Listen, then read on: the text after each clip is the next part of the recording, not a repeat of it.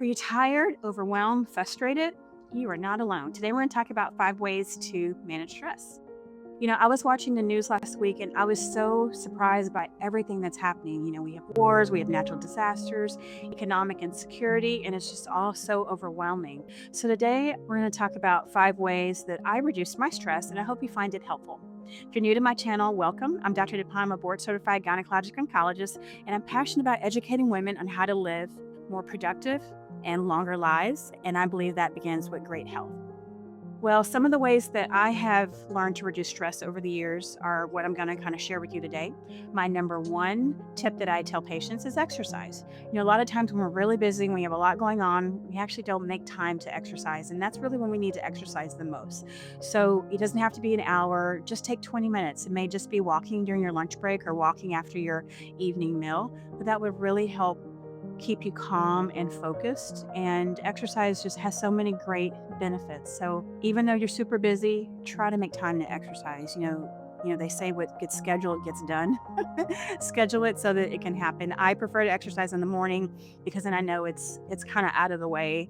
My day gets more hectic as it goes on, so I have the most free time in the morning. So I try to exercise in the morning. So that's one of my big tips I give to my patients. And, if you don't exercise routinely, try to start and you'll find that it's really helpful in reducing your stress. Number two is journaling. So I love to journal. I love to do to-do lists. I love writing things down. And so what I've found over the years, and I used to do this from like elementary school, I would just write my list, my homework, whatever I had to do, but it helped kind of declutter my brain. So if I got it down on paper, I wasn't thinking about it. I wasn't trying to, figure out when am I going to do this? When am I going to do that? And so journaling, to-do lists, writing your thoughts down is very helpful.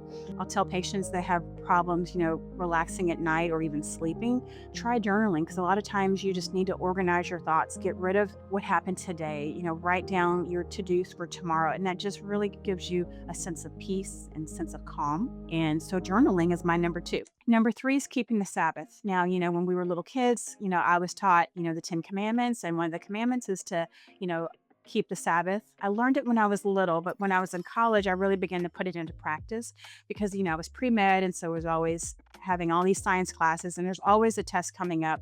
There's always so much to do. And I always felt like I had to study all the time. But what I realized is when I would take one day off to just relax, be with friends, not study, I actually did better. I was more focused, I was calm, grades were better. So I really believe in keeping the Sabbath. I still do it today.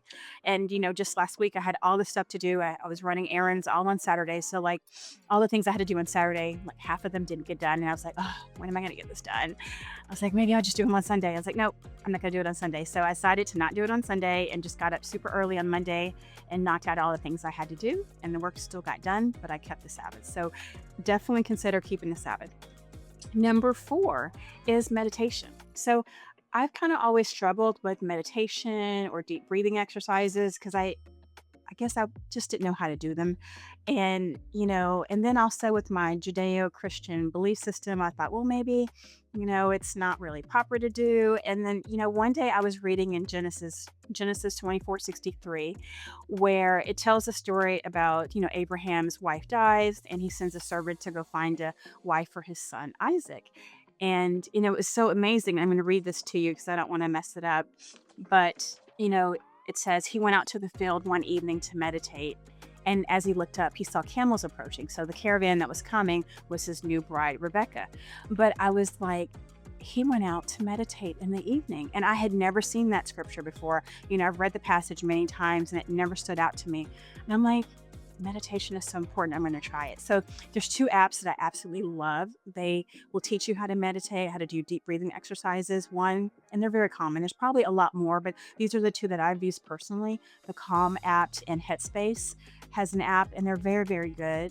And if you haven't tried them, check them out. But definitely try meditation or deep breathing exercises. A lot of times during lunch, if it's not too hot here, I will try to walk. And then we have like a little park that's not too far. I'll sit down on the bench and just do my deep breathing exercises. It helps really calm me and helps me kind of finish the rest of my day because, as you can imagine, my day is super hectic. It's really stressful. And so taking that time to exercise and to, meditate, do my deep breathing exercises really does help me reduce stress. So that's my number 4. And number 5 is music. We all love music, and music motivates you, relaxes you, inspires you. And so just listening to music. So think about if you had a very stressful day, listening to your favorite song, sing along in the car when you're driving home or as you're exercising and walking. Music is so powerful. That's my number 5. So those are the 5 ways that I manage my stress.